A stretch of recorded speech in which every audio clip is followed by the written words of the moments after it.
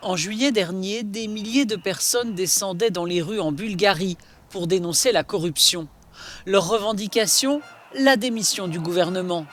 Les routes principales ont été bloquées et des protestataires ont planté leurs tentes aux portes des institutions publiques. Le groupe Trio Venimeux s'est imposé comme l'organisateur de cette campagne anti-gouvernementale.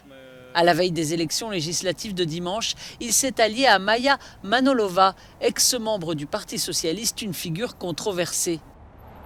Pour Nikolai Hadjigenov, membre du Trio Venimeux, la fin justifie les moyens. Nous avons proposé une alliance à tous les partis d'opposition, mais seul le parti de Maya Manolova a accepté.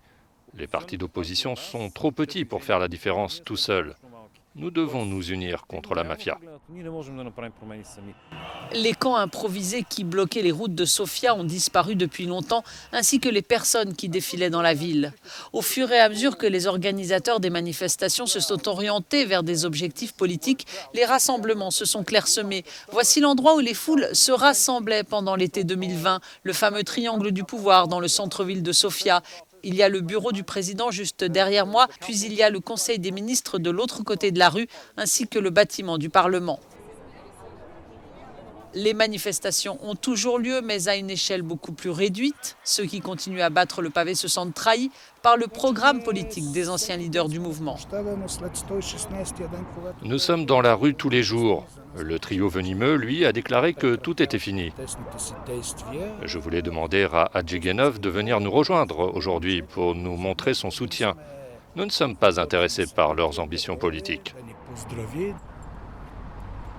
D'autres personnes se sentent également trahies par le trio venimeux, comme ce groupe de parents d'enfants handicapés qui réclament la démission du gouvernement, déçus par la loi sur le handicap.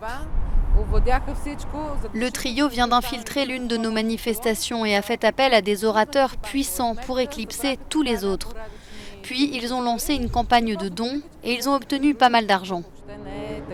Selon les sondages, la coalition formée par le trio venimeux et son partenaire controversé pourrait obtenir des sièges au Parlement.